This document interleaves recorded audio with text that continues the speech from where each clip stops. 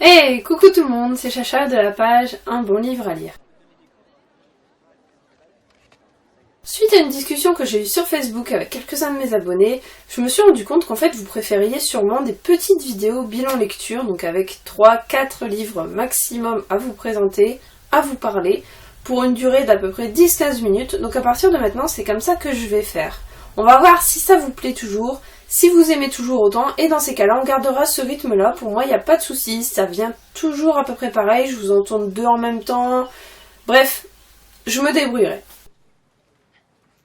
Donc là, sur ce bilan lecture, je vais vous présenter 3 livres, et on commence tout de suite.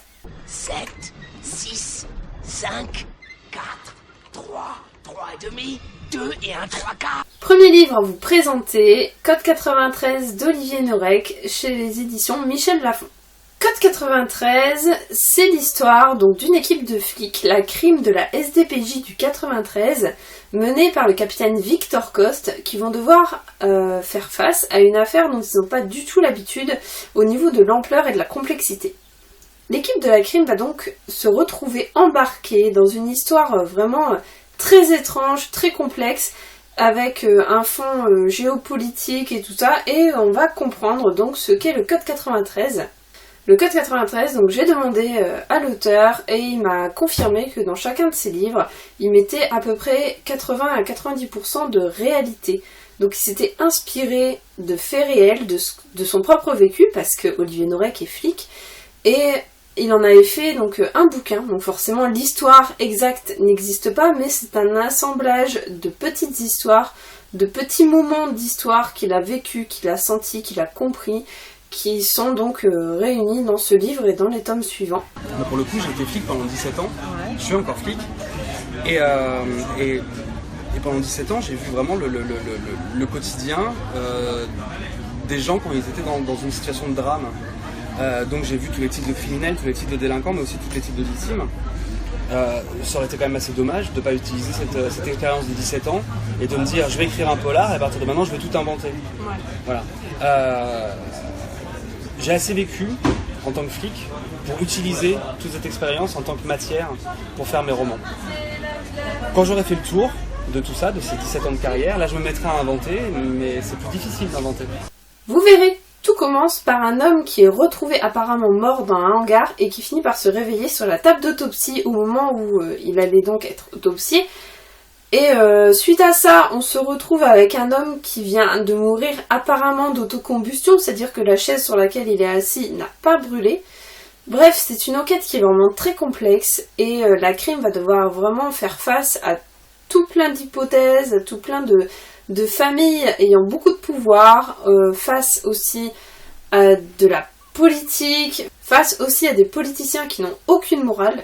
Bref, ce livre, c'est du vécu, on se sent vraiment dans les rues du 93, on suit l'équipe du capitaine Coste, on est avec eux et on stresse avec eux parce qu'on sait qu'à n'importe quel coin de rue il peut leur arriver quelque chose. C'est vraiment une enquête d'action, on est dedans. On est absolument dedans, c'est clair que c'est un style complètement différent de tous les polars que j'ai pu lire pour l'instant. On sent le vécu à travers chacun de ces mots, à travers ces descriptions. On a le sentiment que l'histoire est réelle et c'est vraiment très troublant parce que du coup quand il arrive quelque chose, on est encore plus pris dans le feu de l'action et j'ai trouvé ça vraiment très impressionnant et très très intéressant. Bref, pour moi, Code 93, ça a été une excellente lecture. J'ai adoré vraiment l'histoire, le rythme, l'ambiance, le sarcasme, les petites doses d'humour, bref, j'ai vraiment tout adoré dans ce livre et j'ai encore plus été conquise par les suites, mais ça je vous en reparlerai plus tard. Donc je ne peux que vous le conseiller, c'est une lecture vraiment très addictive et puis en plus l'auteur est super sympa, n'hésitez pas à aller le rencontrer en dédicace, tout ça, et voilà, vous allez vraiment apprécier l'ambiance du livre et l'auteur et je trouve que c'est vachement important. Ne me dites pas que vous avez fini par avoir de l'affection pour lui. Deuxième lecture, l'affaire Isobel Vine de Tony Cavano chez Sonatine. Dans l'affaire Isobel Vine, on se retrouve avec Darian Richards, qui est un ancien flic et qui vient d'être recruté par le super chef de la police de Melbourne pour essayer d'élucider un meurtre qui a eu lieu 25 ans auparavant. Donc on se retrouve un petit peu dans un livre cold case, où on rouvre un dossier qui a été fermée il y a 25 ans parce que pour eux c'était un suicide. Sauf que Isobel Vine, on a un doute qu'elle se soit vraiment suicidée.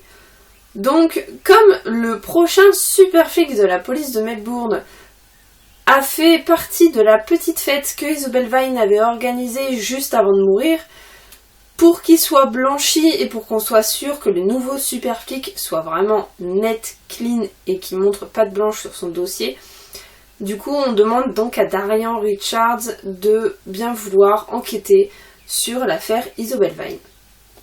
On va donc être dans un livre où on va ouvrir un dossier vieux de 25 ans. Autant dire que les personnages ne sont vraiment pas très pressés de voir ce qui va se passer. Ça avance très très lentement. Clairement, ça a besoin d'être mis en avant lentement parce qu'il n'y a pas énormément d'action dans ce livre. Par contre, pour moi, ça a peut-être été un peu trop lent. C'est-à-dire qu'il a fallu attendre la moitié du livre pour qu'il y ait 2 témoins interrogés. Donc pour moi, c'est vraiment un peu trop lent. Je dois dire que bon, les 100 dernières pages rattrapent un peu le rythme, mais c'est vrai que par rapport à d'autres lectures, moi c'est pas du tout ce que je recherche. Je recherche vraiment plus d'action, plus de mouvement, j'ai besoin de rythme. Et en fait là, je m'ennuyais un peu, parce qu'il y a énormément de descriptions. Alors on peut se retrouver dans Melbourne grâce à ce bouquin. Quand le personnage marche dans des rues, il se rappelle qu'il y a autant d'années il s'est passé ça, qu'il y a autant d'années il s'est passé ça, devant tel numéro il y a eu ça, devant tel autre il y a eu ça. Et au final, c'est une information, c'est une quantité d'informations qui est à mon goût un peu trop inutile. Et du coup j'ai vraiment eu du mal par rapport à ça. Sinon le style est vraiment très bien, l'écriture elle est belle, elle est bien choisie, c'est une plume qui est vraiment très très bien posée, très agréable à lire. Mais moi, ce qui m'a vraiment bloqué, ça a été ce manque de rythme. Donc je peux le conseiller pour les gens qui aiment justement ce type de livre. C'est-à-dire que moi, par exemple, Stephen King, j'ai énormément de mal à cause justement du surplus de description et du manque d'action.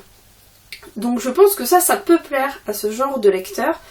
Mais pour ceux qui sont comme moi et qui aiment les polars, à la Franck Tillier, à la Olivier Norek, à la Jacques Saucé, à la Claire Favant, on a besoin que ça bouge, on a besoin que ça déménage, et dans celui-là, j'ai pas eu l'effet que je recherchais. C'est vraiment dommage, mais l'histoire est vraiment très bien, donc si vous êtes de ce style de lecteur, n'hésitez pas, foncez, ça va vous plaire, parce que c'est vraiment très bien écrit. Par contre, moi, j'ai vraiment eu du mal. Elle ment, là. Si tu le dis... Dernière lecture à vous présenter, Embrun de Louise May, aux éditions Fleuve Noir. Alors Embrun, comment vous dire que j'ai surkiffé ma lecture. Donc moi je fais partie de celles qui ont adoré et je n'ai pas hésité à en parler à Louise May directement quand je l'ai croisée à Saint-Maur. Et c'est vraiment une auteure hyper agréable, hyper gentille. Et je dois dire que c'est sûr que c'est un livre qui se lit sans vraiment réfléchir. C'est-à-dire qu'il faut ouvrir le livre et se laisser embarquer. Il ne faut pas commencer à essayer de deviner qui est le meurtrier, qui a enlevé la fille, qui a fait ça, pourquoi. Donc là, oui, c'est sûr que vous n'allez pas apprécier votre lecture. Par contre, si vous ouvrez ce livre, que vous commencez à le lire et que vous oubliez de penser à tout le reste, que vous vous laissez juste embarquer par cette magnifique plume qu'a Louise May, vous allez adorer votre lecture, et comme moi, vous allez vous prendre le twist de malade dans la tronche et vous allez surkiffer de vous l'être pris dans la tronche de cette façon-là. Donc Embrun, ça parle d'une famille quasiment parfaite. Béa et Chris, ce sont mes parents, Marion et Bastien les enfants, bon, des grands enfants, à peu près une vingtaine d'années chacun. Et donc cette famille quasi parfaite décide d'aller passer un week-end long sur une île de Bretagne. Donc je dis famille quasi parfaite parce qu'ils sont riches, ils sont beaux, ils plaisent à tout le monde, ils sont intelligents, ils réussissent leurs études, ils ont un bon boulot, bref, c'est la famille quasi parfaite. Et donc ils décident de partir sur une île de Bretagne pour un week-end long, et ils louent donc une maison sur cette île, sauf que quand ils arrivent sur l'île, il y a une tempête qui se déclare, donc ils se retrouvent coincés sur l'île en attente de pouvoir repartir. Un soir, donc ils vont se promener, et Marion, la fille, reste seule à la maison pour préparer le repas. Sauf que quand le reste de la famille revient, Marion a disparu et on retrouve un couteau ensanglanté sous un des meubles de cuisine. Donc là, la famille commence à paniquer et elle va chercher de l'aide au village, en sachant que c'est un village donc isolé sur une île avec une quinzaine d'habitations à tout péter. Donc c'est vrai qu'il n'y a pas énormément de monde et tout le monde était réuni donc au bar du village et ils vont essayer de tout faire pour retrouver Marion. Comment vous dire, ça a vraiment été un énorme coup de cœur pour moi. Déjà par la plume qui est vraiment légère, qui nous embarque clairement dans son histoire, dans cette histoire de famille parfaite. Elle le dit elle-même, pour elle, elle la décrit comme une famille parfaite et tellement parfaite que ça en devient étrange. Embrun, c'est clairement un énorme huis clos. C'est un huis clos qui tourne sur une île avec un nombre de personnes assez restreinte. Et pourtant, on a cette oppression tout le long du bouquin alors qu'au final, on est en pleine nature. Et pour ça, Louise May a vraiment réussi un travail magnifique parce que le twist qu'elle nous fout dans la tronche, à peu près, on va dire, aux 2/3 du bouquin, il est absolument génial. C'est un twist de malade qu'on ne peut qu'aimer, Voilà, il nous retourne la tête et on ferme le bouquin au moment du twist. On fait waouh, mais clairement, c'est génial. La façon que ça a été retourné, c'est absolument génial. Moi, je ne l'ai pas vu venir. J'ai même paniqué juste avant le twist en me disant mince. Et au final, non, le twist est génial et franchement, je ne peux que vous le conseiller. En plus, l'auteur est vraiment super sympa. Elle est très agréable, très disponible, très sympa. Il faut vraiment pas hésiter à aller le lire. Et moi d'ailleurs, je me suis pris donc Les Ravagés, son premier livre qui est aussi sorti chez Fleuve Noir et donc qui est actuellement disponible chez Pocket. Je lui ai pris donc Les Ravagés et je sais que je vais me bouffer cet été parce que je suis tombée amoureuse de cette plume, de cet auteur qui est vraiment génial.